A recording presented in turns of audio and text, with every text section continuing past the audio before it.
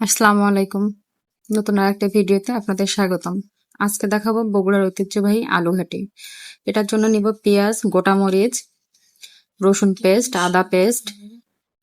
এর সাথে নিব কাঁচা মরিচ, শুকনো মরিচ পেস্ট, বড় এলাচ, ছোট এলাচ, দারচিনি, লবঙ্গ আর আমার সিক্রেট মশলা। আজকে নিব পাঙ্গাস মাছ, সাথে ম্যাশ করা আলু। প্রথমে তেলে পেঁয়াজ এবং মরিচটা ছেড়ে দিব, একটু লাল লাল করে ভেজে নিব। তার সাথে দিব আদা ও রসুন পেস্ট, এটাও একটু লাল লাল করে ভেজে নিব।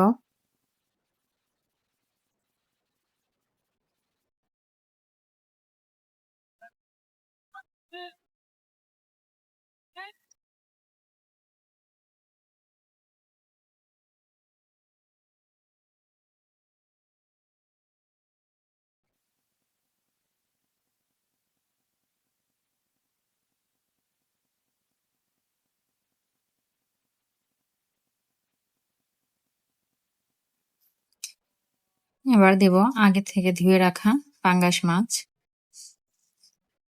এই মাছটাতে একটু কাটা কম, তো আমার বাচ্চারা যাতে খেতে পারে এই কারণে এটা নিয়েছি। আপনারা যে কোনো মাছ দিয়ে এটা করতে পারবেন। সাথে দিব কাঁচামরিচ, জিরা পাউডার, লবঙ্গ, গোলমরিচ, শুকনো মরিচ পেস্ট, দারচিনি, ছোট এলাচ, বড় এলাচ, পরিমাণ মতো লবণ,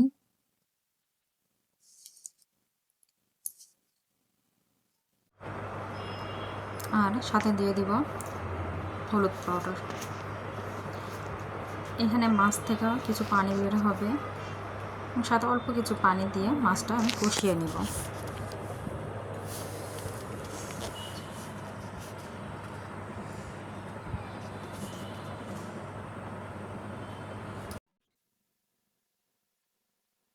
একটু একটু করে ঢাকনা খুলবো আর অল্প আছে এটা মাছটা ভালো করে কষিয়ে নিব।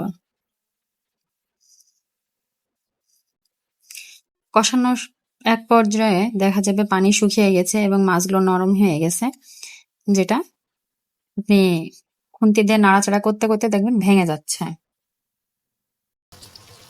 আমার এই পর্যায়ে মাছ কষানো হয়ে গেছে। আমি বড় পাত্রে মাছগুলো ট্রান্সফার করে নিয়েছি, কারণ এই সময় আমার পাত্রটা বড় দরকার।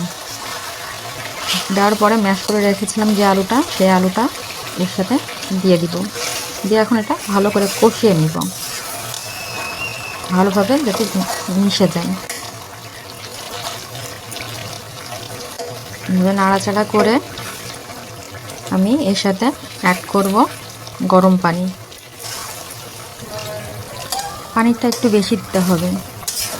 প্রথমে এটা পাতলা করতে হবে এবং এটা অনেকক্ষণ ধরে জাল করতে হবে। এটা যত বেশি জাল করা হবে তত এর টেস্ট বেশি হবে। এটা বারবার নাড়াচাড়া করতে হবে, না হলে নিচ থেকে এটা লেগে যাওয়ার সম্ভাবনা থাকবে। ঘনত্বটা যখন এরকম পর্যায়ে চলে আসবে, এর সাথে আমি অ্যাড করব ভেজে রাখা জিরে পাউডার।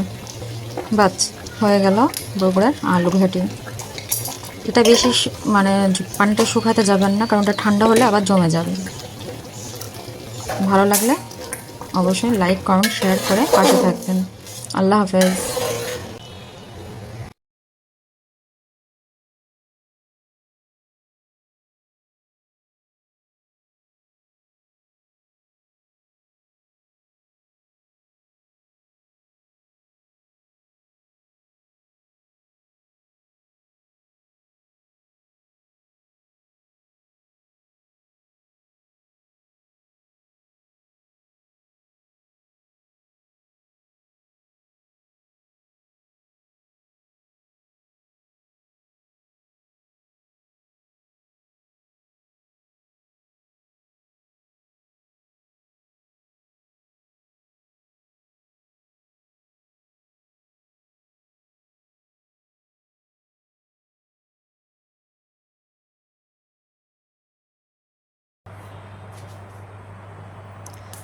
দেখেন এই পর্যায়ে আমার টেক্সচারটা কেমন আসছে।